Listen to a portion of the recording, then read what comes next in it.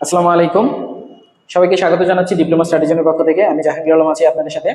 তো আমরা আমাদের ইউটিউব চ্যানেল ডিপ্লোমা স্ট্র্যাটেজি আপনাদের ডিপ্লোমা ইন ইঞ্জিনিয়ারিং এর প্রত্যেকটা নন এবং ডিপার্টমেন্ট যে বিষয়গুলো আছে তাতে সবগুলো ইনশাল্লাহ আপলোড করার চেষ্টা করছি এবং করব।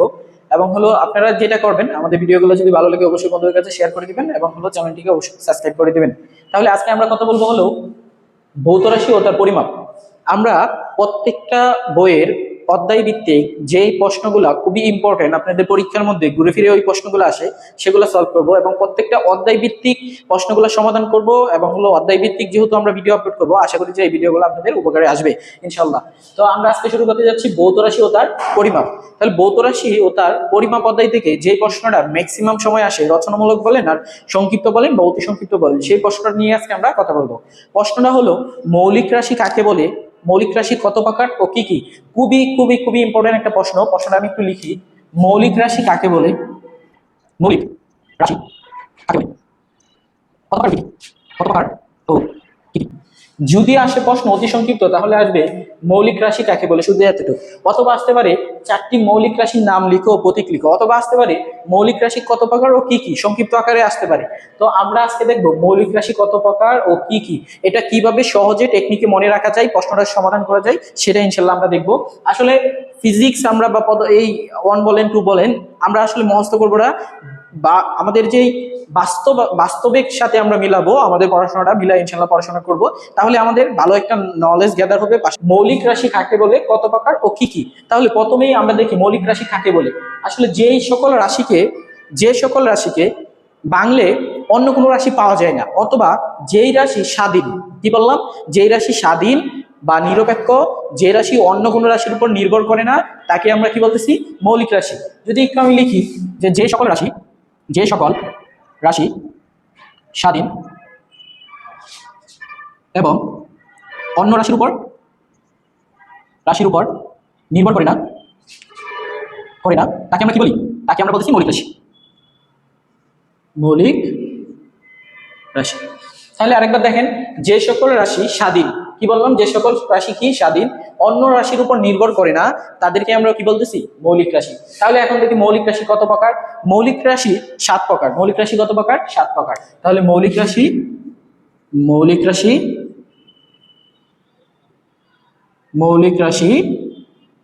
7 প্রকার। কত প্রকার, 7 প্রকার। তাহলে এই মৌলিক রাশি 7 প্রকার কি কি, আমরা এটা সহজে একটা টেকনিকের মাধ্যমে মনে রাখতে পারি। সেই টেকনিকটা কি, মৌলিক রাশি 7 প্রকার। যদি আপনারা একটা ছন্দ মনে রাখেন, আপনারা ছন্দটা 2 বার বলবেন, 3 বার বলবেন, আশা করি আর কোনোদিন পড়া লাগবে না। ছন্দটা হলো, বয়ে সময় দীর্ঘ হলে তড়িৎ তাপে পদের আলো জ্বলে। কি বললাম বলেন তো, ছন্দটা কি? ছন্দটা হলো, বয়ে সময় দীর্ঘ হলে তড়িৎ তাপে পদের আলো জ্বলে। দেখেন, এখান থেকে আমরা আসলে এই ছন্দের মাধ্যমে আমাদের যে মৌলিক 7টি রাশি আছে সেটি মনে রাখবো। বয়ে সময় দীর্ঘ হলে তড়িৎ তাপে পদের আলো জ্বলে। তাহলে চলেন আমরা আজকে মৌলিক রাশি একক, প্রতীক, এই সকল আমরা একটু দেখে নেই। তাহলে মৌলিক রাশি প্রথমে কি আছে বলেন তো, বয় থেকে কি আসবে, বলেন তো কি, বর। বয় থেকে কি আসলো, বর। বরের একক কি, বরের একক হলো কিলোগ্রাম। কিলোগ্রাম মানে হলো কেজি। কি বললাম, কিলোগ্রাম মানে কি, কেজি। এরপরে আছে সময়, কি আছে, সময়। এটার একক হবে কি, সেকেন্ড।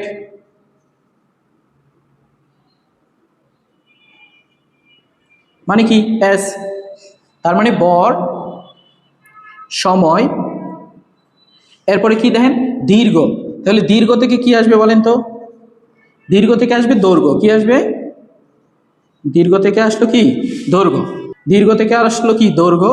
দৈর্ঘ্যের একক কি, মিটার। কি, মিটার। মানে কত, এম। ওকে। এরপরে কি আছে বলেন তো, ত্বরিত। তার মানে কি, এখানে তড়িৎ প্রবাহ। তড়িৎ প্রবাহের একক কি, এম্পিয়ার, যেহেতু এটা কারেন্ট, এম্পিয়ার। তাহলে এম্পিয়ারের প্রতীক কি হবে, এ। এরপরে কি আছে দেখেন তো, তাপে মানে কি, তাপমাত্রা। তাহলে এই তাপমাত্রার একক কি বলেন তো? তাপমাত্রার একক হলো কেলভিন। কেলভিন। তাহলে এখানে কি হবে? কেলভিন। কে এরপরে কি আছে? আলো পদে। পদে মানে হলো পদার্থের পরিমাণ। তাহলে পদার্থের পরিমাণ থেকে একক কি? একক হলো মোল। একক কি? মোল। MOL, মোল। এরপরে কি আছে? আলো জ্বলে, অর্থাৎ আলোর তীব্রতা। আলোর তীব্রতা বা দীপন তীব্রতা। তাহলে আলোর তীব্রতা বা দীপন তীব্রতা একই কথা। তাহলে এটার একক কি? এটার একক হলো ক্যান্ডেলা। ক্যান্ডেলা। একক কি? প্রতীক কি? সিডি। তাহলে একটু ভালো করে দেখেন তো কি বললাম। আমি আবার একটু সামারাইজ করে দেই। মৌলিক রাশি কাকে বলে, কত প্রকার, কি কি? যে সকল রাশি স্বাধীন এবং অন্য রাশির উপর নির্ভর করে না তাদেরকে আমরা কি বলতেছি? মৌলিক রাশি। মৌলিক রাশি কত প্রকার? 7 প্রকার। কি কি বলছি একটা ছন্দ মনে রাখবেন। বয়ের সময় দীর্ঘ হলে তড়িৎ তাপে পদের আলো জ্বলে। তাহলে এই বয় থেকে আসলো ভর, ভরের একক কিলোগ্রাম কেজি। সময় তো সময়, এর একক সেকেন্ড এস। এরপরে কি আসলো? দৈর্ঘ্য, এর একক মিটার, কি আসলো? এম। এরপরে কি আসলো? তড়িৎ প্রবাহ, এর একক এম্পিয়ার, প্রতীক এ। তাপমাত্রা, একক কেলভিন, এর একক কি আসলো? কে। সরি, প্রতীক আসলো কে। পদার্থের পরিমাণ, এর একক হলো মোল, MOL। আলোর তীব্রতা বা দীপন তীব্রতা, এর একক হলো ক্যান্ডেলা। ক্যান্ডেলা মানে হলো সিডি। তো এই তো আমাদের মৌলিক রাশি কাকে বলে, কত প্রকার ও কি কি। এই এই একটা মাত্র প্রশ্ন থেকে 2-3টা প্রশ্ন আসতেই পারে। মৌলিক রাশি কাকে বলে, কত প্রকার, কি কি, অথবা এর উপর আলোচনা করো, এরকম ভাবে অনেকগুলো প্রশ্ন আসতে পারে। তো এই তো আমাদের মৌলিক রাশি। আশা করি সবাই ভিডিওটি দেখবেন, মৌলিক রাশি কাকে বলে, কত প্রকার ও কি কি। তাহলে চলেন আমরা এখন আরেকটা প্রশ্ন সমাধান করি। এখান থেকে আমরা একটু দেখি যে যৌগিক রাশি আসলে কাকে বলে। তাহলে যৌগিক রাশি আমরা কাকে বলতেছি বলেন তো? যৌগিক রাশি হলো যে সকল রাশিকে মূলত মৌলিক রাশির উপর নির্ভর করে, অথবা যে সকল রাশি বাংলে অন্য রাশি পাওয়া যায়। বুঝতে পারছি কি বললাম? যে সকল রাশি অন্য রাশির উপর নির্ভর করে, অথবা বাংলে অন্য রাশি পাওয়া যায়, সেটাকে আমরা কি বলতেছি? যৌগিক রাশি। তাহলে এখন আমরা দেখবো যৌগিক রাশি কাকে বলে, কত প্রকার বা কি কি। ওকে, যৌগিক রাশি কাকে বলে? তাহলে যৌগিক রাশি হলো যে রাশি অন্য রাশি থেকে পাওয়া যায় অথবা অন্য রাশির উপর নির্ভর করে। আমি কি বললাম? যে যৌগিক রাশি কি? যে রাশি অন্য রাশি থেকে পাওয়া যায় বা অন্য রাশির উপর নির্ভর করে, সেটা আমাদের কি? যৌগিক রাশি। তাহলে যৌগিক রাশি কিরকম? যৌগিক রাশির একটা উদাহরণ হলো বল। কি বললাম? বল। তাহলে দেখেন বল, এই বল হলো আমাদের একটা কি? যৌগিক রাশি। তাহলে এখান থেকে এই বল সমান আমরা জানি বর ইন্টু ত্বরণ। কি বললাম? বল সমান কি? বর ইন্টু ত্বরণ। তাহলে এই বলের দেখেন 2টা রাশি বের হয়েছে, একটা হলো বর আর একটা হলো ত্বরণ। এই বরটা হলো আমাদের মৌলিক রাশি, ত্বরণটা হলো আমাদের আবার কি? যৌগিক রাশি। তাহলে এখন এটাকে আমরা ভাঙি, এই বর বরের মতোই থাকবে, এই ত্বরণকে আবার ভেঙে আমরা পাই। ত্বরণ যেহেতু একটা কি আমাদের যৌগিক রাশি, এই জন্য ত্বরণকে আবার ভাঙতে পারবো। ত্বরণকে ভাঙলে আমরা পাই ব্যাগ বাই সময়। ব্যাগ বাই সময়। তাহলে দেখেন বর ইন্টু ব্যাগ বাই সময়। এখানে আবারও দেখেন সময় আমাদের কি ছিল? সময় হলো আমাদের মৌলিক রাশি, কিন্তু ব্যাগ আমাদের আবার কি? যৌগিক রাশি। তাহলে যৌগিক রাশিকে অবশ্যই ভাঙা যায়। তাহলে যৌগিক রাশিকে ভাঙলে কি আসবে বলেন তো? জানেন? দূরত্ব বাই সময়। দূরত্ব বাই সময়। তাহলে এখন আমরা কি দেখলাম? যে আমাদের বল ছিল একটা যৌগিক রাশি, এই রাশিকে ভাঙার পর কি আসলো? বর ইন্টু ত্বরণ। এইখানে বর হলো আমাদের মৌলিক রাশি, ত্বরণ হলো যৌগিক রাশি। তাহলে ত্বরণকে আবারও ভাঙা যাবে। তাহলে ত্বরণকে ভাঙলে আমাদের কি আসবে? ব্যাগ বাই সময়। ব্যাগ হলো আমাদের একটা যৌগিক রাশি, সময় হলো একটা আমাদের মৌলিক রাশি। মৌলিক রাশিকে ভাঙা যায় না। আবার ব্যাগকে আমরা ভাঙলে পাই দূরত্ব বাই সময়। তাহলে এইখান থেকে আমরা এরকম ভাবে লিখতে পারি বর ইন্টু, যত সময় 2টা আছে তার মানে কি? সময় স্কয়ার, তার উপরে কি থাকবে? দূরত্ব।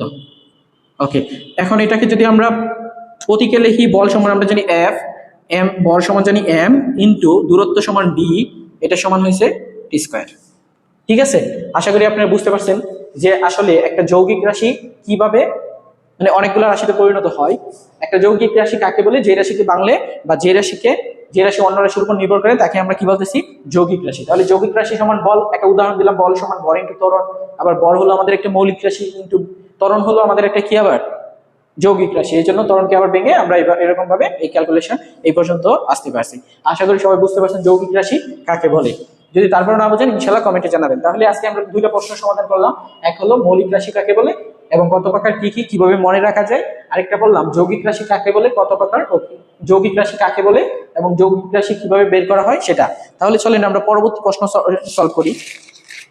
এখন আমরা পরবর্তী যে আপনাদের বইয়ের যেই প্রথম অধ্যায়ে যে ইম্পর্টেন্ট কিছু কোয়েশ্চেন আছে সেগুলো ইনশাআল্লাহ আমরা সলভ করব। আচ্ছা, আমরা এখন দেখবো হলো আপনাদের বইয়ের অতি সংক্ষিপ্ত কোয়েশ্চেন, বানিয়ার ধ্রুবক কি বা কাকে বলে। যে বানিয়ার স্কেল দ্বারা ক্ষুদ্রতম দৈর্ঘ্য সঠিকভাবে পরিমাপ করা যায় সেটাই আমাদের কি? বানিয়ার ধ্রুবক। আবার একটু ভালো করে পড়বেন, এক দুবার বলে আশা করি ক্লিয়ার হয়ে যাবে। বলতেছি কি বানিয়ার ধ্রুবক কাকে বলে। তাহলে বানিয়ার ধ্রুবকটা কি বলতেছি, একটি বানিয়ার স্কেল দ্বারা ক্ষুদ্রতম দৈর্ঘ্য, একটি বানিয়ার স্কেল দ্বারা যে ক্ষুদ্রতম দৈর্ঘ্য সঠিকভাবে পরিমাপ করা যায় সেটা আমাদের কি?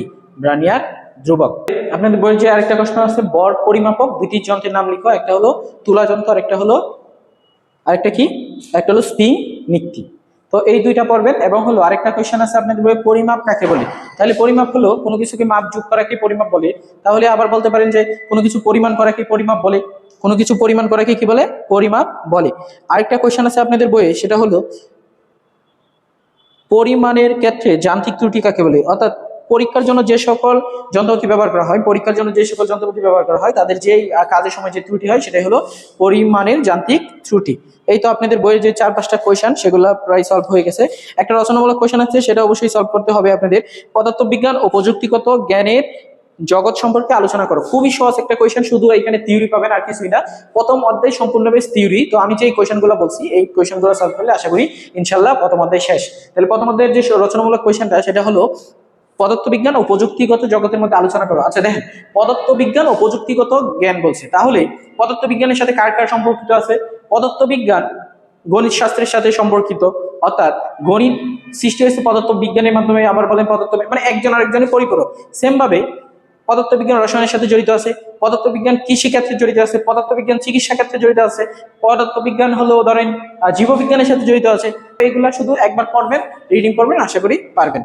তাহলে আজকের ভিডিওটা এই পর্যন্তই, বেশি একটা বড় করবো না। আর আমাদের পেজ ডিপ্লোমা স্টাডির জন্য এবং হলো ইউটিউব চ্যানেল ডিপ্লোমা স্টাডির জন্য সাবস্ক্রাইব করে পাশে থাকবেন আশা করি। এবং হলো আজকের কি কি বিষয়গুলা আমি যদি একবারে সামারাইজ করে দেই সংক্ষিপ্ত আকারে, মৌলিক রাশি কাকে বলে, কত প্রকার ও কি কি, যৌগিক রাশি কাকে বলে, যৌগিক রাশি কিভাবে প্রয়োগ করতে হয়, এবং হলো দুইটি বর পরিমাপক যন্ত্রের নাম, এবং হলো বানিয়ার ধ্রুবক কাকে বলে, পরিমাপ কাকে বলে, পরিমাপক দুইটি যন্ত্রের নাম। এই যে 5-6টা কোয়েশ্চেন বলছি আপনাদের, এই 5-6 থেকে 7টা কোয়েশ্চেন পড়লে আশা করি যে প্রথম অধ্যায় শেষ। এবং প্রথম অধ্যায় এর বাইরে কোনো প্রশ্ন আসবে না ইনশাল্লাহ, আশা করা যায়। আমরা ইনশাল্লাহ প্রত্যেকটা সাবজেক্টের ধারাবাহিকভাবে প্রত্যেকটা অধ্যায় ভিত্তিক আলোচনা করব ইনশাল্লাহ। যেহেতু এই অধ্যায় কোনো আমাদের ওইরকম ম্যাথ ছিল না, আমরা দ্বিতীয় অধ্যায় থেকে গতি শুরু করব। সেই পর্যন্ত সবাই আমাদের সাথে থাকবেন, ভালো থাকবেন, সুস্থ থাকবেন। আল্লাহ হাফেজ।